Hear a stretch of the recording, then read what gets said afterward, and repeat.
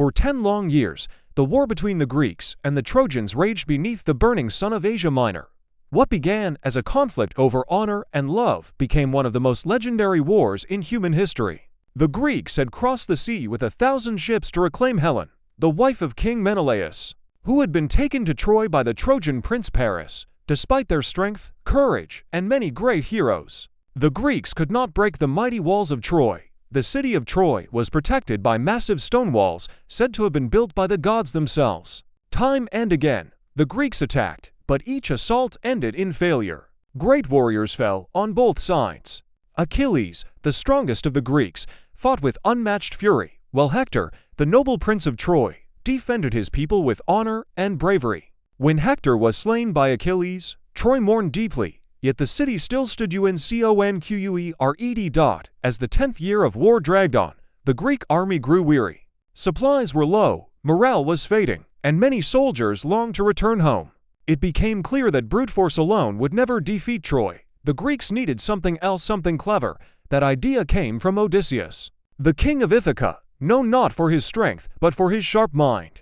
Odysseus proposed a plan that would rely on deception rather than violence. The Greeks would pretend to abandon the war, leaving behind a mysterious gift for the Trojans. This gift would be so large and strange that it would spark curiosity and confusion, leading the Trojans to bring about their own downfall. The Greeks built an enormous wooden horse, taller than the walls of Troy themselves. It was constructed from strong timber and carefully designed to be hollow inside. Within its dark interior, a select group of the best Greek warriors hid in silence, including Odysseus himself, Menelaus, and other elite fighters. The rest of the Greek army burned their tents, packed their ships, and sailed away. At least, that was what it looked like. In reality, they hid behind a nearby island, waiting. When morning came, the Trojans awoke to a shocking sight. The Greek camp was empty. No soldiers, no ships, no signs of war. Standing before the gates of Troy was the massive wooden horse, silent and unmoving.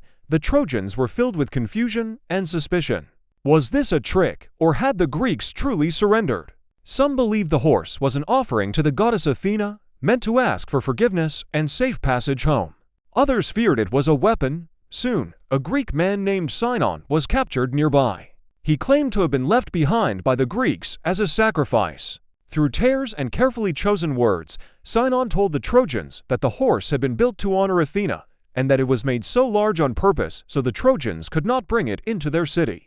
According to him, if Troy brought the horse inside its walls, Athena would bless the city with her protection. Many Trojans wanted to believe him. After 10 years of suffering, hope was irresistible. However, not everyone was convinced. The Trojan priest Laocoon famously warned his people, saying, "Beware of Greeks bearing gifts." To prove his point, he hurled a spear at the side of the wooden horse. The spear struck the wood, and for a brief moment, a hollow sound echoed. But the Trojans ignored it. Soon after, a terrifying event occurred. 2 giant sea serpents rose from the waves and crushed Laocoon and his sons to death. The Trojans believed this was a punishment from the gods for doubting the sacred horse. Fear and awe replaced caution. Ignoring all warnings, the Trojans dragged the massive horse into their city, even breaking part of their own wall to make space for it. That night, Troy celebrated. Believing the war was over, the people feasted, drank wine, and sang songs of victory. Guards fell asleep, and the city that had resisted for a decade finally let down its defenses when the moon stood high in the sky and silence covered Troy. The true purpose of the wooden horse was revealed, a hidden or opened. One by one, Greek warriors climbed down from the horse. They moved swiftly and quietly, killing the guards and opening the city gates. Soon after, the Greek fleet returned from hiding, and thousands of soldiers poured into the city. Troy was caught completely unprepared. Fires spread through the streets. Temples were destroyed. Homes were looted. Warriors who had survived 10 years of war were slaughtered in a single night. King Priam was killed at his own altar. The great city of Troy, once proud and unbreakable, was reduced to ashes. Some Trojans managed to escape, including Aeneas, who would later become a legendary hero himself. But for most, the night of the Trojan horse was the end. Thus, Troy fell not by strength, but by deception. The story of the Trojan horse became a timeless lesson, passed down through generations. It taught humanity that intelligence can be more powerful than force, and that blind trust can be deadly.